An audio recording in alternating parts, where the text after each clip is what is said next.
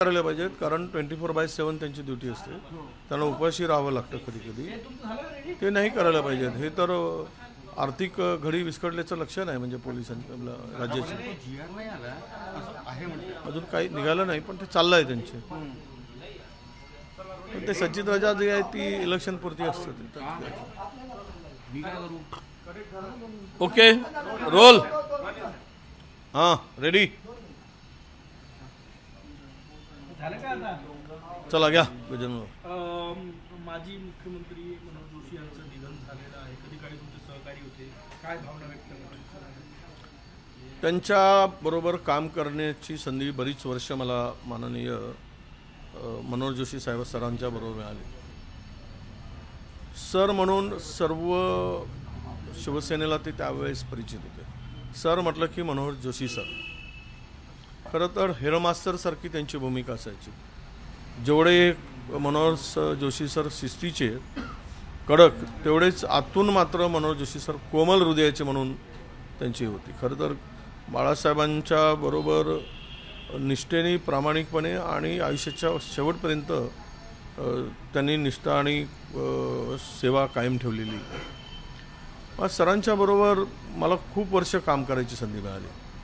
कारण मी 1985-86चा शिवसैनिक आणि मी जिल्हा प्रमुख म्हणून 88मध्ये काम केल्यानंतर सरांची पहिली ओळख झाली. आणि त्यांच्या अनेक सभा आम्ही घेतल्या. ते नेहमी बाळासाहेबाला म्हणायचे की विजयला आमदार करावं लागेल असं बाळासाहेबांना नेहमी सर सांगायचे. तर मी म्हटलं सर मला काही आमदार होता येत नाही कारण माझा जिल्हा गडचिरोली हा रिझर्व आहे शेड्यूल ट्राईबसाठी. तर म्हणे तुला आमदार करणार म्हणजे करणारच असं ते गमतीनं मला म्हणायचे. आणि त्यांनी मुख्यमंत्री असताना 1988मध्ये मला विधान परिषदेवर आमदार म्हणून बाळासाहेबांच्याकडे त्यांनी माझी शिफारस केली आणि 88ला मी आमदार झालो. परंतु 95ला सरकार आल्यानंतर विजय तुला आमदार होता येत नाही पण तुला मी मंत्रिपदाचा दर्जा देईल असं ते म्हणाले. आणि त्यावेळेसच्या महामंडळाच्या यादीमध्ये पहिलं नाव महामंडळाच्या यादीत माझं सगळ्यात वर नाव होतं 1 नंबरवर. आणि मला वनविकास महामंडळाचा अध्यक्ष 1985 साली सरांनी ते मुख्यमंत्री असताना मला 1995 साली त्यांना मला ते मुख्यमंत्री होते त्यावेळेस महामंडळाचा अध्यक्ष पाठवलं. हा माणूस म्हणजे अत्यंत मृदुभाषी आणि अभ्यासू अत्यंत विद्वान म्हणून लोकसभेपर्यंत त्यांची अध्यक्ष होण्यापर्यंतची आणि त्यांच्या काळामध्ये झालेली कामं विशेष करून मुख्यमंत्री म्हणून काम करत असताना जे काम वेळेत पूर्ण करणारा मुख्यमंत्री वेळेवर जाणारे मुख्यमंत्री म्हणून अशी त्यांची ख्याती होती. खूप कामं सांगता येईल. खरं तर त्यांच्या काळामध्ये ज्या कामांचा उल्लेख मुद्दाम म्हणून करता येईल की फ्लायओव्हरची जी निर्मिती झाली गडकरी साहेब बांधकाम जरी मंत्री होते तरी कल्पना ही त्यावेळेस त्याला साकार करण्यासाठी मनोहर जोशी सरांचीच ती कृपा आहे. तो असेल पुणे एक्सप्रेस वे असेल त्या काळामध्ये झालेले मुंबईतले फ्लायओव्हर असतील नागपुरातले फ्लायओव्हर काही ते सरांच्या काळात झालेले ते मुख्यमंत्री असताना झालेले आहे. मला अत्यंत दुःख आहे की या सगळ्या की आज सर आमच्यात नाहीत. पण एक शिक्षण क्षेत्रातील उत्तम कामगिरी करणारे प्रशासक म्हणून प्रशासनामध्ये अभ्यासू वृत्तीनं जरब ठेवणारे आणि एक उत्तम मुख्यमंत्री म्हणून महाराष्ट्राच्या इतिहासात ज्यांची नोंद आहे. एक समर्पित जो एक नेतृत्व लागतं तशा प्रकारची नोंद महाराष्ट्राच्या इतिहासामध्ये त्यांचे मुख्यमंत्री म्हणून आहे. अशा नेत्याला महाराष्ट्र आज मुकला आहे. ती भरून निघणारी पोकळी कधीच भरून न निघणारी पोकळी आहे. मी त्यांना माझ्यातर्फे माझ्या कुटुंबातर्फे आणि आमच्या पक्षाही तर्फे श्री सरांना आम्ही श्रद्धांजली अर्पण करतो. शरद पवार गटाला तुतारी मिळालेली आहे असा प्रश्न उपस्थित केला जातोय की ही तुतारी या लोकसभेत वाजणार का?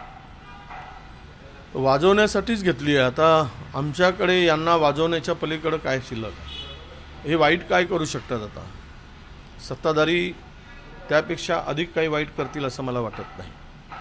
आणि तुतारी असेल, मशाल असेल, तुतारी वाजवून मशाल पेटवायची आणि यांना या राज्यातून हाकलून लावायचा हा निर्धार करूनच तुतारी कदाचित शरद पवार साहेबांनी घेतली. तुतारी कधी वाजते? तुतारी शुभ कार्याच्या वेळेसच वाजते, अशुभ वेळेला तुतारी वाजवलं जात नाही, हे लक्षात घेतलं पाहिजे. आणि आता पेटवारे मशाले आपण कधी म्हणतो की ज्यावेळेस अन्यायाची परिसीमा होते त्यावेळेस मशाल पेटली जाते. आणि दोघांचंही तंत्र हे नक्की त्याला हाताची जोड लागतेच. तर मला असं वाटतं की महाविकास आघाडी महाराष्ट्राच्या परिवर्तनासाठी तुतारी वाजवण्यासाठी हातात घेऊन मशाल सिद्ध झाली आहे. आणि जे काही आता राजकारण, घाणेरडं राजकारण जे झालेलं आहे, ज्याला राजकारणाची पातळी खालपर्यंत घसरवण्याचं पाप जे केलेलं आहे तसं भारतीय जनता पक्षाने, हे याला जनता तशी विटलीच आहे, वैतागली आहे आणि त्याचा बदला घेण्याच्या तयारीत आहे. नक्कीच त्यातून महाराष्ट्राच्या लोकसभेमध्ये दिसेल आणि विधानसभेमध्ये तर दिसणारच दिसणार.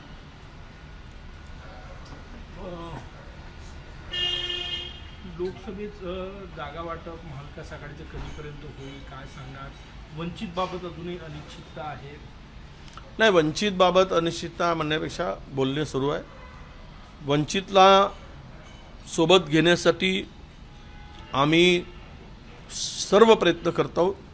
शर्तीचे प्रयत्न सुरू आहेत.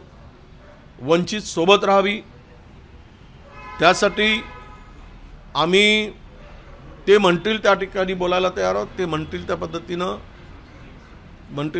म्हणजे त्यांच्या सोबत राहण्यासाठी चर्चेला कुठेही खंड पडू देणार नाही, अशा प्रकारची आमची भूमिका आहे.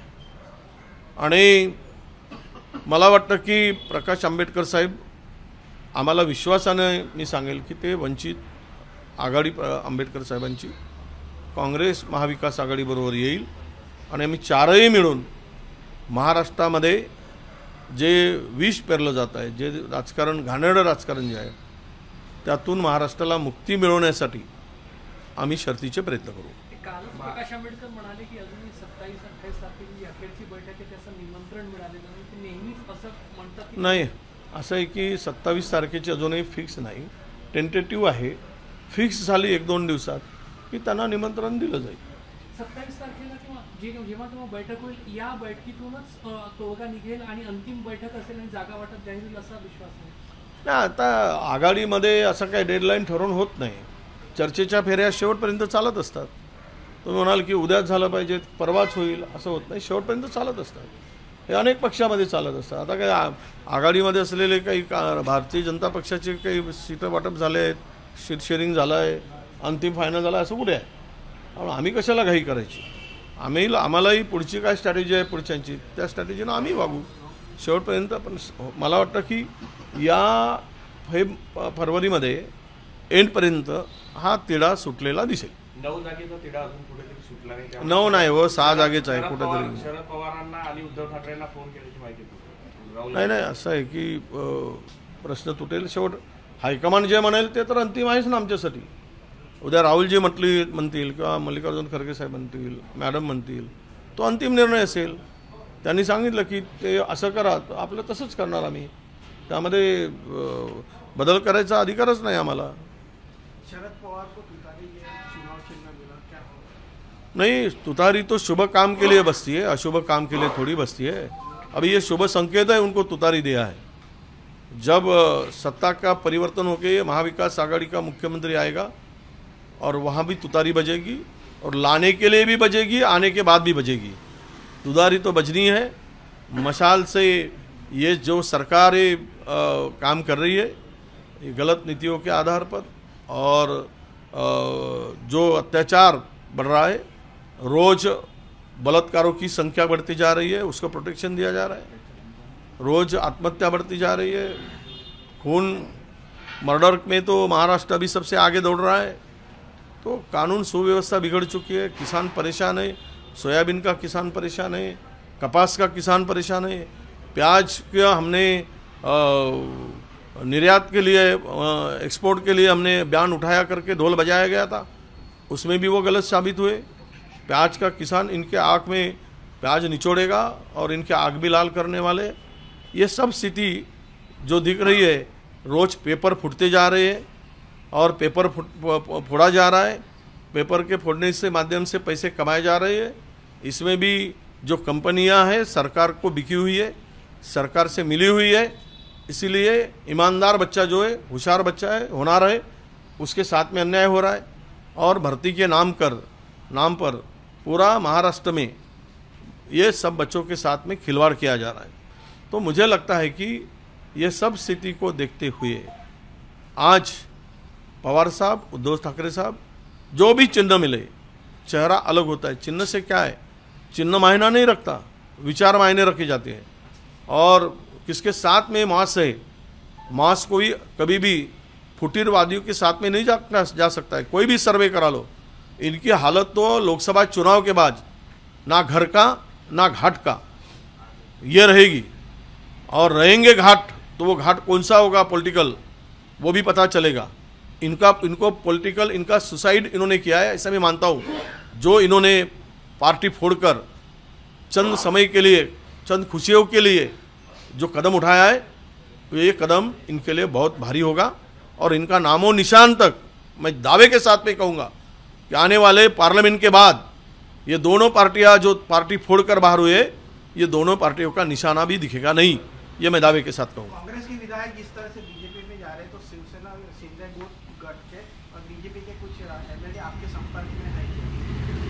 नहीं, बहुत सारे संपर्क में है। अभी कल परसों 2 बार मिल के गए ये हमारा आशीष देशमुख, हमारे हाईकमान को, वहाँ पे दाल नहीं गल रही। और दूसरी बात कहता है कि कांग्रेस के लोग हमारे साथ आने वाले हैं, वडेट्टीवार भाजपा में आने वाला है। वही आशीष देशमुख 4 बार मिल के जाता है पिछले दरवाजे से। अब इसको क्या कहे, कौन सी ईमानदारी कहे? आशिष देशमुख पुन्हा येऊ इच्छित आहेत का? जागा काही मागत आहेत? भेटून गेले मागच्या दरवाज्यातून 2 वेळा आम्हाला। क्या लगता है कि कितने विधायक आपके अरे संपर्क जिनके खून में बेईमानी है, बार बार पाल्टा बदलते, वो ईमानदारी की भाषा क्या करेगा? बार पहले बीजेपी में, बाप फादर कांग्रेस में थे आशीष के, बाद में वो भाजपा में गए, फिर कांग्रेस में आए, फिर भाजपा में गए। अब कभी खो खो खेलता है, कभी कबड्डी खेलता है। अब इसको लंगड़ी खेलने के दिन आएंगे इसके। हाँ, अगले हफ्ते मोदी जी विदर्भ के दौरे पे हैं, क्या कहेंगे? यवतमाल आने वाले हैं प्रधानमंत्री आए और किसान को जो शब्द दिया था मोदी जी ने वो पूरा करे। पहले 2014 में जो दिया था वही शब्द पूरा किया, तो विदर्भ के किसानों को बहुत कुछ मिल गया, ऐसा मानेंगे और किसान ढोल बजाएंगे।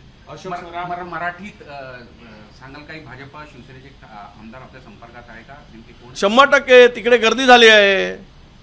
आता नाचणाऱ्याला अंगण कमी पडत आहे, तर जातील कुठे, दुसरं अंगण शोधतील ना, हेच चाललं आहे। तिथे एवढी गर्दी झाली 3 पक्षाच्या मारामारीमध्ये की त्यांना जागा सुरक्षित वाटत नाही। त्यामुळे अनेक जण जिथे नंबर 2 वर भाजपचे होते ते संपर्कात आहे, जिथे नंबर 2 राष्ट्रवादीचे होते, जिथे आता राष्ट्रवादींनी कब्जा केला भाजप आणि भाजपला आता मोकळं सोडलं आहे, भाजपला विश्वास वाटत नाही, जिथे राष्ट्रवादीच्या अजित गटांना विश्वास वाटत नाही आपल्याला उमेदवारी मिळेल, असे कितीतरी लोक आमच्या संपर्कात आहेत।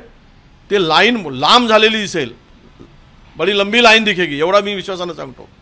आता एक मागे आमदारांबद्दल वेळेला जे नुकतेच भाजपामध्ये ते पण काहीतरी येऊन भेटून गेले असतात, पण ते दावा करतात की काँग्रेसमधून मोठे लोक नाही, ते असं आहे, उपऱ्यांना जास्त उपरेगिरी सुचते। तो आशिष देशमुख पहिले कुठे, वडील काँग्रेसमध्ये, काँग्रेसचा इमानदार शिपाई म्हणून भाषण केला, नंतर भाजपात गेले, भाजपामध्ये जाऊन रमले नाही, तिथून पुन्हा काँग्रेसमध्ये आले, काँग्रेसमध्ये काही गवसत नाही तर हा पुन्हा भाजपमध्ये गेले, आता पुन्हा काँग्रेसच्या मागच्या दरवाज्यातून भेटतात। हा हौस्या नवशा गवशा आहे। हे यात्रेमध्ये जाणारा हौसा असतो ना, हौस्या नवसा आणि गवसा म्हणजे काय, काही हौस मिटवायसाठी जातो एक वेळा, काही गवसा म्हणजे काही गवस्त का म्हणून जातो, आणि मग शेवट काही नाही मिळाला हा नवस फेडायसाठी जातो। असा हा नवस फेडणारा, काही गवस्ते का म्हणून, गवसा म्हणजे शोध भेटण्यासाठी 3 प्रकारचे लोक यात्रेत जात असतात, तशी त्याची इच्छा आहे त्या आशिष देशमुखाची। म्हणजे एक जातो हौस्या, हौस पुरवायसाठी, दुसरा जातो गवस्या, म्हणजे काही गवसते का, पाकिट मारायला भेटते का, काही लुटायला भेटते का म्हणून. आणि तिसरा जातो नवस फेडायसाठी. हा नवश्यामध्ये मोडतो की गवशामध्ये मोडतो की औशामध्ये मोडतो हे मला काही अजून कळत नाही आहे. हा पण तिन्ही मधला कुठल्या तरी प्रकारात हा आशिष देशमुख मोडतो आहे, म्हणून पुन्हा मागच्या दारवानं आमचं दारवानं ठोकवतो आहे. एबीपी माझा, उघडा डोळे बघा नीट.